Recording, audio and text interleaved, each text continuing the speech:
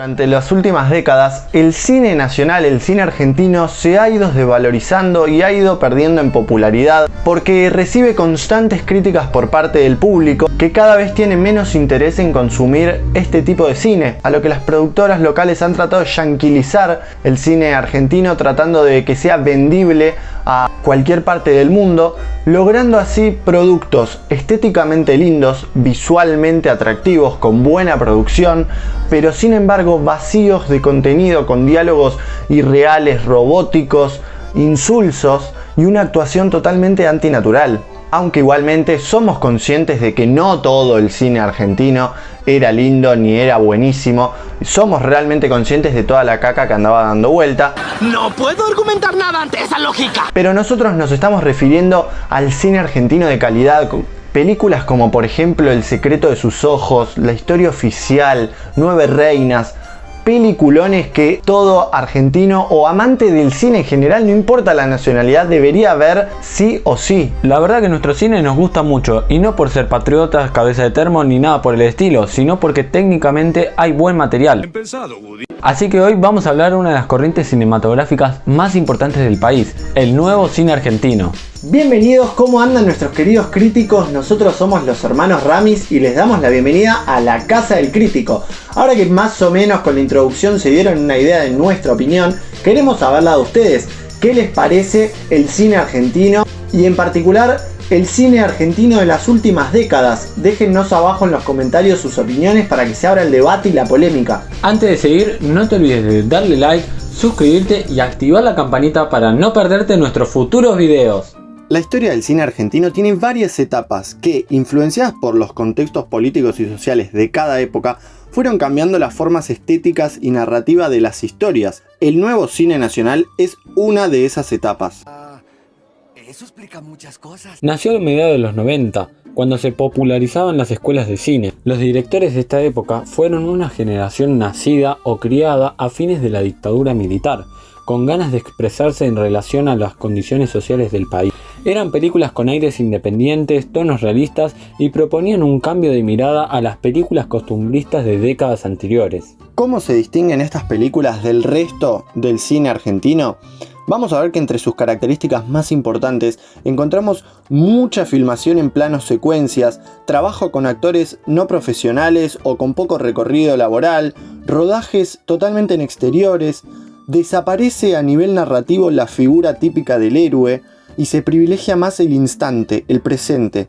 Es un cine naturalmente de expresión más que de representación. ¿Qué rayos es eso?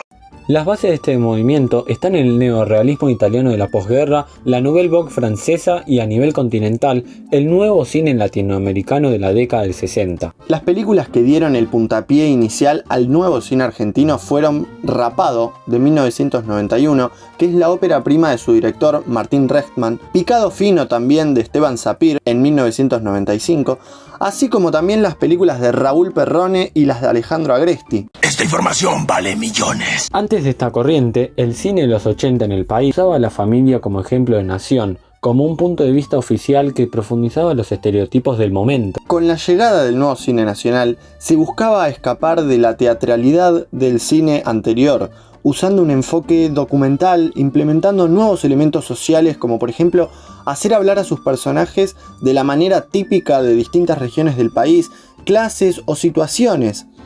Voy a ser monotributista. Siempre quise ser monotributista. ¿No sé? ¿Por qué? Voy a ser monotributista. Era un lenguaje mucho más cercano a la realidad, con el que el espectador, nosotros, nos sentimos mucho más reflejados o identificados. Este movimiento hubiera sido imposible de desarrollarse sin los dos aliados más importantes que lo ayudaron a consolidarse: la crítica especializada, sobre todo revistas como El Amante y Film, y los festivales regionales como el Bafisi o el Festival Internacional de Cine de Mar del Plata. En 1995 se estrena Historias Breves, una antología de cortos ganadores de un concurso del Inca, todos dirigidos por jóvenes cineastas que después serían los precursores del movimiento. Pero la primera película con la que llega el éxito entre el público y una gran repercusión en general es Pizza Birra Faso, de Israel Adrián Caetano y Bruno Stagnaro, estrenada en 1998. Anduvo por todos los festivales del mundo ganando gran reputación entre el público cinéfilo y el público masivo en general. Después de esto consiguieron mucha difusión que creó una vertiente costumbrista dentro del nuevo cine argentino que fue la más difundida y exitosa internacionalmente. A lo que siguieron películas como Mundo Grúa de Pablo Trapero en 1999 y El Bonaerense del 2002, también dirigida por él, como también Bolivia de Israel Adrián Caetano en 2001. En esta época es cuando surge la obra de Lucrecia Martel, con su ópera prima La Ciénaga del año 2000, que también ayudó a catapultar la carrera de Mercedes Morán como actriz. Lucrecia Martel es actualmente una de las directoras más prestigiosas del país, con un gran reconocimiento a nivel internacional y ganadora de múltiples premios en festivales de todo tipo.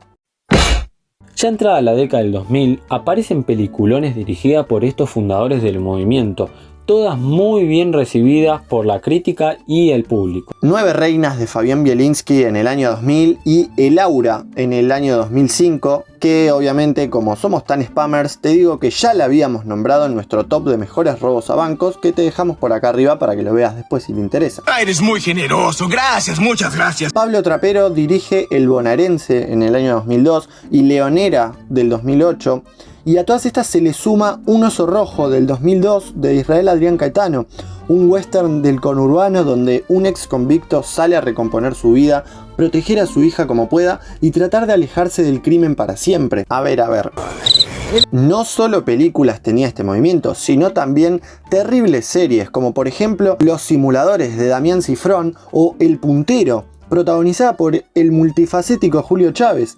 Este tipo de series fueron la piedra angular, la influencia fundamental de series que vendrían posteriormente, como por ejemplo El Marginal o Un Gallo para Esculap. Este movimiento no solo lanzó a la fama a directores como Bielinski o Trapero, sino que fue el trampolín de numerosos actores como por ejemplo Daniel Hendler, Soledad Villamil en El Bonaerense o Mercedes Morán, que también la nombramos anteriormente en El Aura de Lucrecia Martel.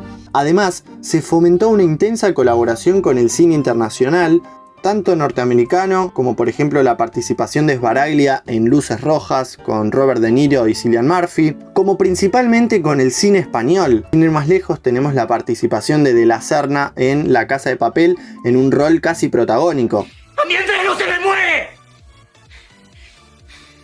Yo entro y lo saco de los pelos. Hago lo que carajo hace falta. Tengo que volar el edificio a la mierda. Lo vuelo a la mierda. Pero a mí no se me muere. Lo dejaste morir. ¿Y con quién carajo te pensás que estás hablando, hijo de puta? Con uno de los gorditos de tu banda. Yo te conozco, Sergio. Yo sé la clase de persona que sos.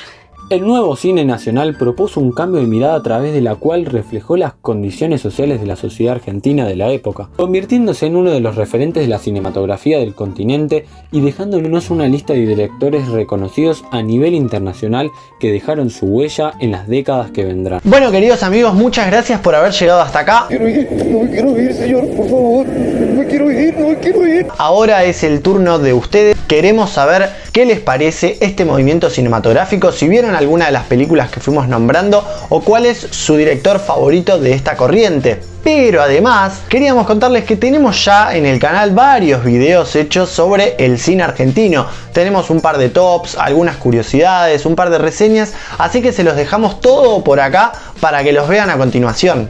Antes de irte, no te olvides de darle like, suscribirte y activar la campanita como haces siempre para no perderte nuestros futuros videos. Les mandamos un saludo enorme y hasta la próxima. Chao, nos vemos.